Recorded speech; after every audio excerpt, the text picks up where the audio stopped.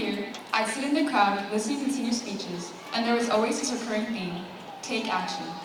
Making the most of our time, picking better friends, putting a stop to procrastination.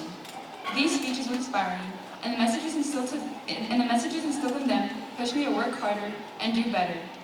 But as I thought about what I wanted to say today, I realized that message, while important, didn't quite fit me. I found myself wanting to address something different. Not about what we can do, but about what we can't. It's about realizing I can't control everything no matter how hard I try. It's about sitting with things I didn't want to feel, about learning that sometimes doing nothing, just accepting what is the most healing thing you can do. So today, I don't want to talk about hustle or productivity or fixing your life. I want to discuss the opposite. I want to talk about the quiet, often uncomfortable power of acceptance, the beauty in simply continuing. For much of my childhood, I moved back and forth between California and Ethiopia, constantly adjusting to new people, new environments, and shifting ideas of what home meant. That kind of instability has a way of shaping you before you even realize it. I learned to turn inward, building walls I didn't even know I was creating. I built a shell, not to keep others out, but to keep myself safe. I found comfort in solitude, but comfort can be deceiving. Independence became my identity, and for a long time, I believed that meant strength. But I failed to see how that solitude was slowly turning into isolation. When I reached middle school, the external challenges I faced from switching back and forth between what felt like two completely different worlds caused me to feel out of place, like I didn't belong in the same way everyone else seemed to. I couldn't catch on to subtle jokes, social cues, or pick up on certain unspoken mannerisms that came naturally to others. Having the mental ability but lacking the cultural tools required to relate to my peers was frustrating, and the sensation of feeling slower than those around me was degrading, causing me to have a more difficult time adjusting. I felt like an imposter, which caused me to obsess over how I was perceived. And so, like many girls, I fell into the trap of constantly overanalyzing myself. By the time I entered high school, this fixation had consumed me. I was so hyper-aware of every move I made that the stress left me physically and emotionally exhausted. I began to pick at my hair, at my skin, and even started grinding my teeth. Signs that something within me was begging to be acknowledged. It was my body's way of saying, you need help. But instead of reaching out, I did what I always did when life got hard. I went back into my shell. To make matters worse, my home life never stopped being turbulent. The chaos at home pushed me into a darker place. My parents would constantly fight, sometimes to the point where things became extreme. I would try to drown out the shouting with my headphones and disappear into my own world where things felt quieter, easier. I forced myself to battle against this overwhelming stress on my own because I refused to trust anyone else around me. I didn't know how to. Panic attacks became my normal, and this chaos followed me throughout my high school journey and especially my connection with others. When my relationships became difficult or emotionally intense, I responded with it in the same way that I did with my home life. I avoided them and shut down, turning back to myself instead of facing the discomfort. I felt safer this way, but all it did was reinforce the walls I had spent so long building. Junior year especially was one of my darkest chapters.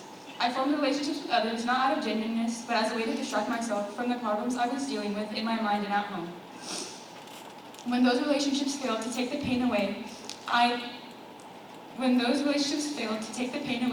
I took it out on them, and for that I am truly sorry.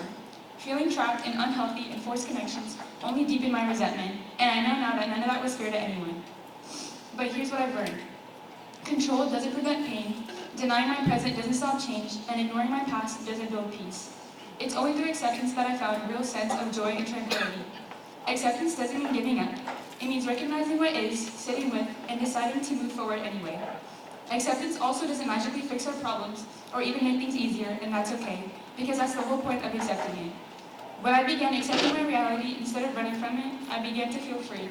And when I stopped trying to perfect myself and my life for other people's approval as well as my own, I started becoming someone I actually liked. I would like to thank this school for providing me with an excellent education that's allowed me to feel prepared for my academic obstacles ahead. Beyond academics, I'm grateful for the moral foundation and religious insight I've gained. These are lessons I will carry with me for the rest of my life. I want to thank all my teachers for their dedication and guidance, in particular Mr. Wilson and Mr. Shalcross, whose passion for their subjects inspired me and sparked my own interest to study law. I want to thank all my friends in the lower grades, especially the ones from soccer, for helping me survive the season. I had never touched a soccer ball before, never knew how to play, and never knew where I was supposed to be on the field half the time. Yet your constant direction, support, and laughs on the bench made the game fun. I want to thank my class of 2025 for making my high school journey unforgettable. You all not only put up with my endless sneezing, but had the patience to bless me every time. A special thank you to Alphon, my first friend at the school. You not only welcomed me, but continue to be my duo when you noticed I didn't have anyone else around. Thank you for always comparing grades with me, even though you always beat me by a few points. Your discipline and work ethic truly inspire me. I want to thank JP for being one of my best friends at the school.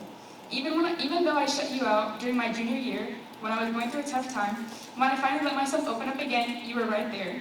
Your consistent friendship and presence have shown me the true meaning of genuine connection.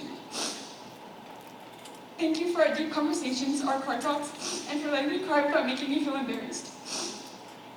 You've been a real friend, and I honestly don't know what I'm going to do without you, constantly spewing brain rot in my ear and sending me unfunny videos. I want to thank Natalie for always getting me out the house and out of my sweatpants when I needed it the most. Whether it was to take pictures, go to dinner, or just escape, you remind me how fun it is to enjoy the little things and help me stay in touch with my feminine side. I want to also thank my best friend Elsa. Getting closer to you through Stuco has been one of the best surprises of my high school experience. I never would have guessed how alike we are or how similar the challenges we faced have been. Thank you for both the natural laughs we've shared and the ones you forced out of me because you wouldn't stop tickling me. Thank you for the endless food runs, which are probably the reason my back is a little wider now. Even though we bicker constantly because we are both so stubborn, it's your loyalty and persistence that I admire the most. You've become someone I genuinely couldn't imagine living my life without. I want to thank my mom for showing up for me even during times when I felt undeserving of care or too difficult to be around. Our relationship hasn't always been easy, but you're still my mom, and that bond means more to me than I often admit. As much as I look forward to college, leaving you behind makes me realize how much our relationship matters to me and how valuable a mother-daughter connection is. My dad, for sacrificing so much of his life so that I could have more opportunities in mine.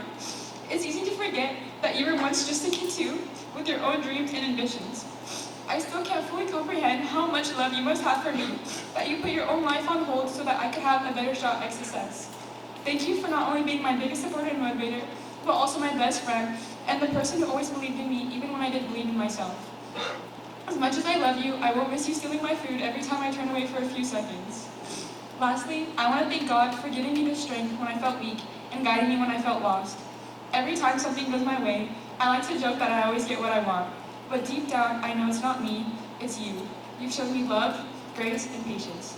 Thank you for giving me purpose in my life and showing up when I pretend that I've got it all figured out.